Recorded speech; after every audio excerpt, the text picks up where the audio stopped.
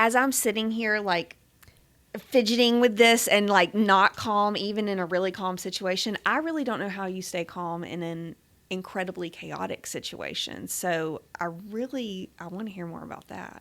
You think that's good? I do. All right, we're going to talk about that. Welcome to It's a Mental Thing, the podcast that dives deep into the power of the mind and the heart of mental health. Whether you're navigating life's challenges, seeking balance, or simply curious about how to care for your mind, you're in the right place.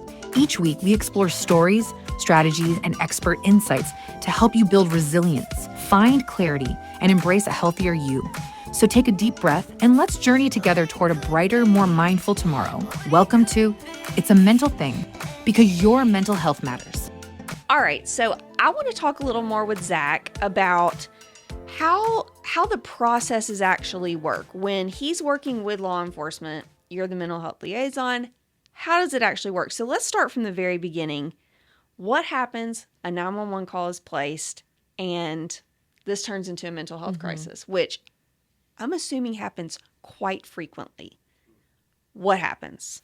So initially, law enforcement will respond and just assess the situation. And hopefully they will be able to resolve that situation. And that's one of those big things about getting specific law enforcement officers that CIT 40-hour training, because you're going to be able to say, hey, law enforcement A goes out and says, hey, this is a situation I can't handle. You call in that 40-hour train CIT member. If they can resolve it, fantastic. If not, they're going to call their supervisor. So they've got officers trained somewhat in dealing with mental health crises. So some departments do, but that is the big thing that we're working to implement. So we're starting to kind of build trainings that we're bringing to Shelby County to get more departments on board. Because I can imagine, like, if every single time they're having to call the one person on staff, I don't know that you would be able to function. Oh, absolutely not. Like a normal human. And that's why we want those CIT. Yeah, Yeah. And that's why we want to train them to be able to handle those situations in-house. And on those specific situations, we're like, hey, we're at a standstill. We need some consultation. They'll call me. A lot of times it can be resolved over the phone. But if it's not, like a situation from last night, I was able to go out into the field to be a resource. And so we're trying to gatekeep that option, because we don't want to just overuse it, because I couldn't function going out every single night. No. Yeah. And eventually we're going to build a team of multiple individuals that can go out and do these things. But Well, when we talked a little bit about the story, if you didn't watch our first episode last night, where the individual was paranoid and was having some sort of maybe like schizophrenic or manic episode, in the mental health field, you know, they have these episodes if they're clearly untreated for their mental health. And if you're dealing with a true paranoid individual, there's a lot of people that throw that word out there. Right. We've talked about mental health words that Right. people, We I have. feel so paranoid. There's such a huge difference. And then like in someone who's actually a true paranoid, like has paranoia. And so if you're working with an individual who has true blown paranoia and having some sort of episode like last night and has firearms, you collect the danger to maybe himself or to others, and you're able to protect him, not getting fully arrested. I don't know if he got arrested or not, but it was because of a mental health crisis he was dealing with, maybe unmedicated, untreated, not being seen by a mental health professional. But you're able to go in, assess that situation, take what is of danger, what we call a safety plan. If I'm dealing with a suicidal client, I make sure there's a safety plan in place. Everything that's sharp, everything that's going to harm you or harm someone else, they're taken away. It's almost like childproofing the home. And the same thing, I'm guessing, goes for the people that are being trained. And you, of course, have to assess that situation in a way of, is this someone who's a harm to themselves and to others? And is it intentionally meant to break a law? Or is it because they are truly having a paranoia experience and they need to be hospitalized and recognize, oh, their medicine is off, or they don't have the money or the funds to see a therapist, have a psychiatrist, have the medication that's needed. And that's in my practice is where I find the saddest outcomes is they don't have insurance. They can't get the medication they need. They can't see a psychiatrist. They can't see a therapist. But for you guys, you're able to go in and help provide that information to those individuals and get them placed where they need to. Is that? Yeah. Okay. And so that's a big component is, training law enforcement officers, and we're working on a resource packet. So if law enforcement's out and about and they say, hey, this may be a mental health issue, they would be able to provide individual with like a quick resource card. I mean, that way that's the so next day, good. and that way, sometimes the family's just like, hey, I'm at a standstill. I can't tell you how many conversations I'm having where law enforcement's like, hey, we were on scene. Mom doesn't know what to do with her son. Can you help? And so I'm able to call that mother and have a conversation. Say, here are your options. And a lot of times it's just getting them connected with a local mental health agency. So they just don't know where things are. It's a huge process, and it can be a very scary and overwhelming process. But I'm thankful that we do have individuals that have the education, that have the knowledge of where things are, and it's just like a quick connection. That is so good and so needed. What do you feel like is your biggest challenge just right now? Because you've been doing this since December. So That's wild. like 7 months at this point? Like, or how long? I don't know. I It's- don't count no, I that mean- well. Half a year, something like that, right? Yeah, What are the challenges that y'all are facing right now? I think one of the initial challenges was building relationships and trust. And so a lot of times with law enforcement, they feel siloed off. So each department has their own way of doing things. And so that's the beautiful thing I think about Shelby County placing this at the county level. We're not connected to the sheriff's department. We're not connected to any department except our own. So I'm able to get mental health referrals from Alabaster, from Pelham, from Columbiana, from Calera. And what that's able to do is give me a bird's eye view. So a lot of times individuals in crisis don't sit in one spot. Yeah. They bounce from city to city. Oh, yeah. And so we've had situations where like, I'm getting a referral from Alabaster on this person, from Calera on this person, from Columbiana. I'm like, oh, there's clearly an issue. And so now we're able to kind of intervene proactively, but they don't know that all these, run-ins are happening with all these other departments.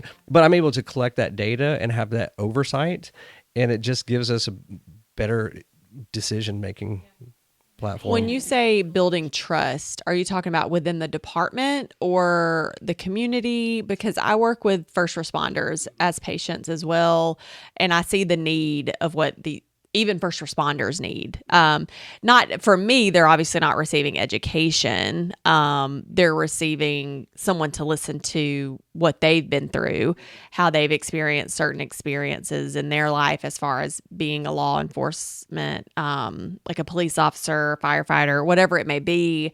Because even though I'm hearing tough things all day long, they are seeing tough things maybe all day long and 20 plus years of it.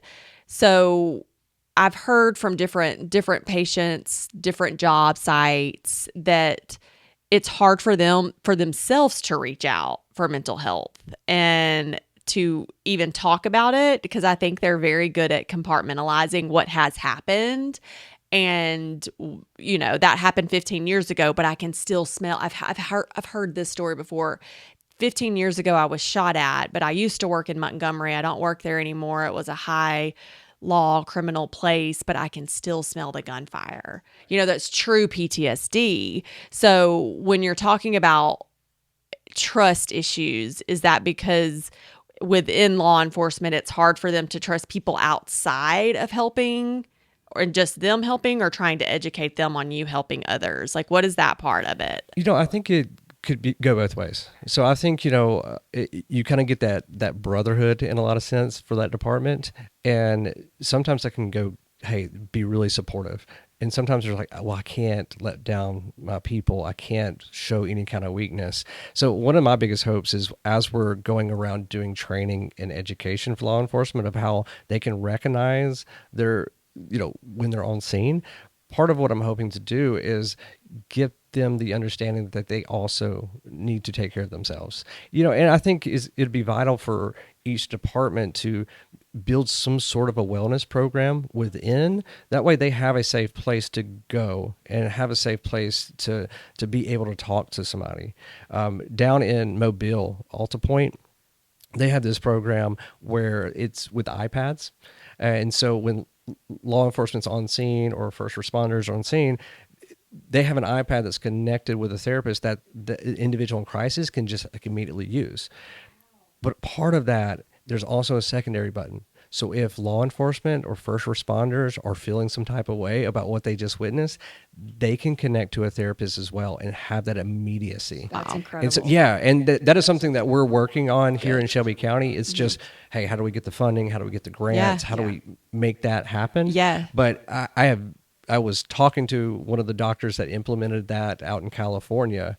She was from Mobile, but presenting out there. And she's like, it's been game changing. Like, absolutely. It gives EMT, fire, law enforcement the opportunity to be in the moment and say, hey, I need to process this. Right. I just need to talk to somebody for 20 minutes so I can get back to the next step. I mean, I think that is, I can see where it is such a game changer, because the patient I'm thinking of, or the things, he's bounced around from different places. He's not actually even from here, and which is probably why he reached out to someone further away, not in his community. I don't know anything about what happens in his community, and I don't, HIPAA wise, like we've talked earlier about, I can hear his stories. I'm not related to the stories. I don't know these people.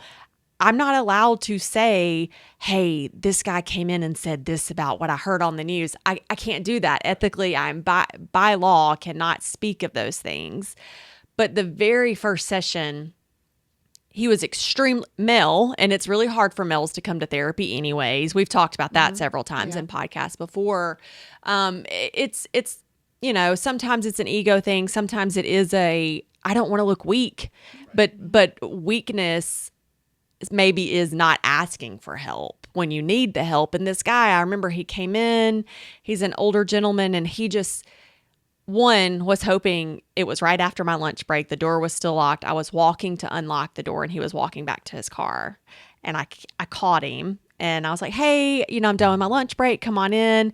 And he looked at me and he was like, I was hoping you wouldn't open the door so he could leave. He was so scared. Yeah. He was like, just so nervous, and he just sat down. He had never been to therapy before and had been in law enforcement for 25 years, and immediately breaks down and cries and starts, I don't even have to say much at all, but starts talking about things that happened years ago when he first was a cop. And I have to, and then I ask, is this the first time you've ever sought therapy before? He's totally mentally fine. He's okay. But the things that first responders are seeing, and they think of it as, well, this is just my job.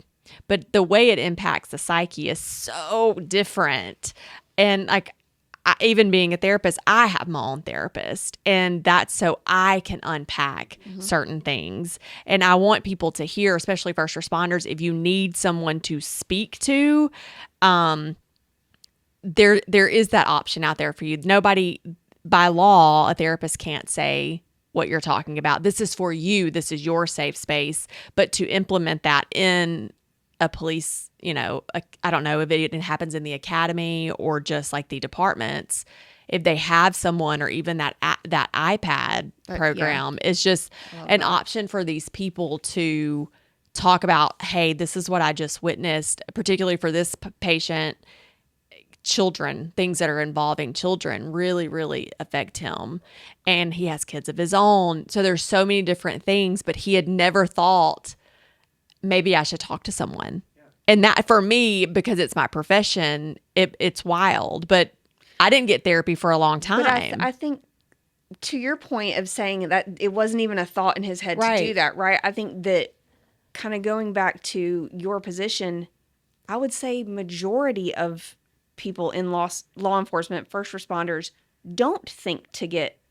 So for them to respond to a crisis situation from that perspective is not going to be even a possibility for them. So that's why this is such a need, right? so important. What do you wish that people understood more about this whole process? I think it's the process in general.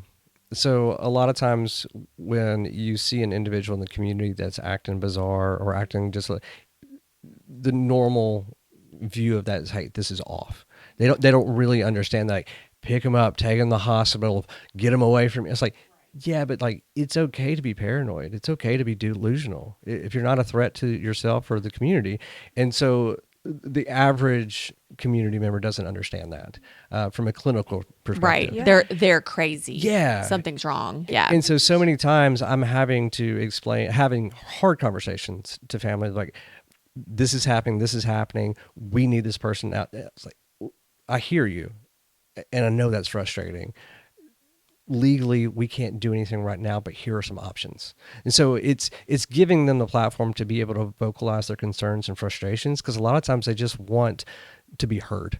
And it's the most difficult part of my position is to not have a good yes for that family, because I know what they're going through. And so I always allow them to have the time to speak about it, and let's work on some tangible options so you have some sort of direction to go.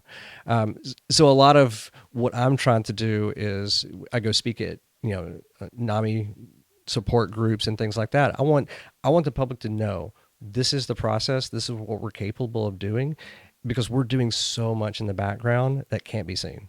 So when we receive those mental health referrals from law enforcement, we may not be able to take direct action, but we can reach out to Central Alabama Wellness and say, hey, if this is a client of y'all's, can y'all just check in? Can y'all check in to see if they need an earlier appointment? And so a lot of times I'm working more closely with law enforcement getting those referrals, but the public can reach out to Central Alabama Wellness to make those reports of concern as well. Yeah. So, And I think that is breaking the stigma of us just fixing them, because that's what they want, especially family members or people who aren't educated in what mental health is, well, Zach, why can't you just fix this? Why can't you make him think, why can't you tell him not to be paranoid? Well, because there's a chemical imbalance and there's way more to this than just talking him out of it. He needs extra support. He needs medical attention. He needs mental health attention. And I think by doing that, you're continuing to break the stigma of reaching out to mental health therapy for extra support for this individual, because our job isn't to fix anyone or anything, because we can't. We as individuals in the mental health profession aren't here to fix anything, but help people have a healthier, better life in a healthier way.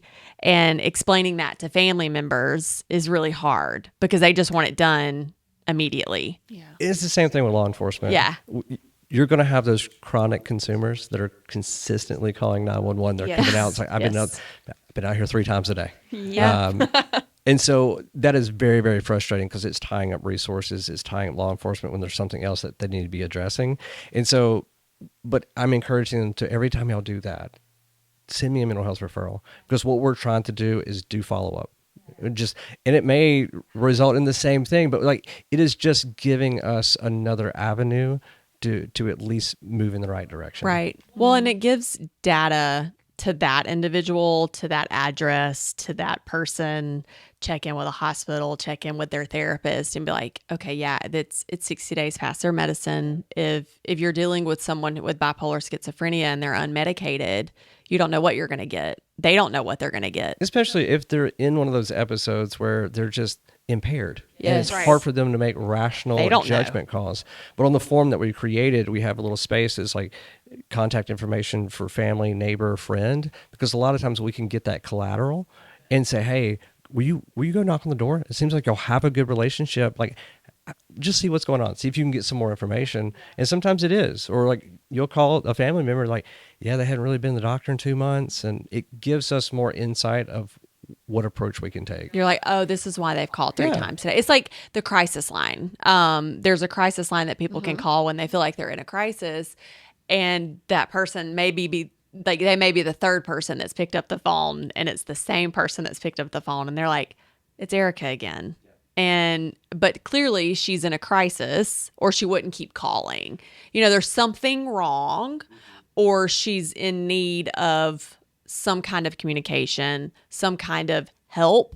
So where if you guys get the phone call at 911, you're able to maybe say, okay, something's clearly off here. And to call 911 is a big deal. It is. Instead of picking up and calling the crisis line, but to call 911 3 times, that's a big cry for something. Yeah. And it's like with those people that maybe don't understand that 911 is not the most appropriate, we can go out and educate them. Say, hey, there are warm lines that you can talk to somebody. And so diverting the way from the 911 to keep those lines open. But a lot of it's about just education. Right. And it gives you an idea if that cop who answers the phone or that dispatcher who answers the phone and they end up calling you, hey, 555 keeps calling, what do we do? Then for your mental health background, you're like, probably something's up. Yeah. And then you're able to kind of break that down a little bit, I guess. And it's like I was in North Carolina, kind of on vacation on Friday, and I received a phone call from Pelham. And they're like, hey, we're in a situation, we're at a standstill. What's going on? And so you could hear the individual in the background. We're pretty erratic, pretty great. But it was great because they wouldn't talk to law enforcement. They just, sometimes wearing the badge and the uniform, you have a gun, but I got on the phone and said, hey, I'm a therapist. And they're like, just spilled it all out. And so it turned out he had missed his 3 psych appointments and he kept rescheduling. And so his medication was out. He was decompensating a little bit. And so while on the phone, I was able to call Central Alabama Wellness, verify time and date of his next appointment. We were able to say, hey, give him the option because they want choices. I said, hey, we've got you an appointment scheduled next week, but it sounds like you need medications now. I was like, what are your thoughts of if I call the hospital ahead of time, let them know that you're going to come, so they're expecting you.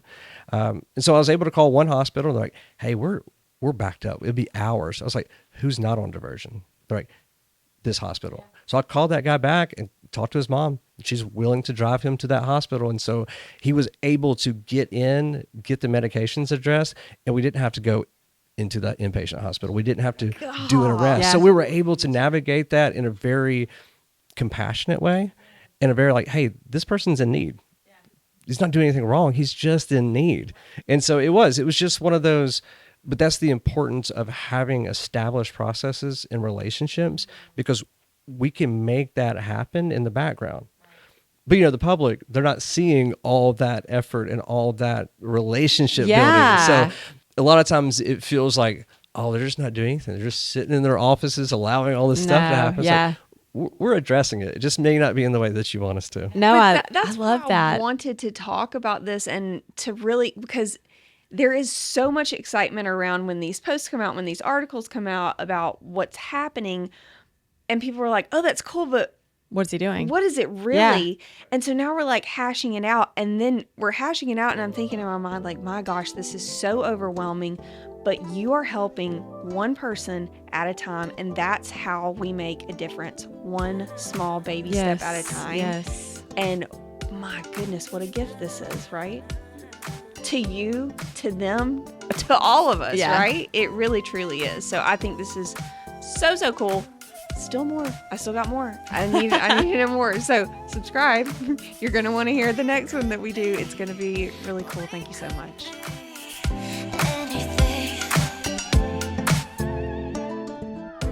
Be sure to follow our podcast on your favorite platform or find us on YouTube. Just a quick note. It's a Mental Thing is here to inform and inspire, but it's not a substitute for professional medical advice. If you're facing a mental health challenge, we encourage you to seek help from a licensed therapist like Erica or a healthcare provider. Remember, your well-being is personal, and only a professional can provide guidance tailored to your unique needs.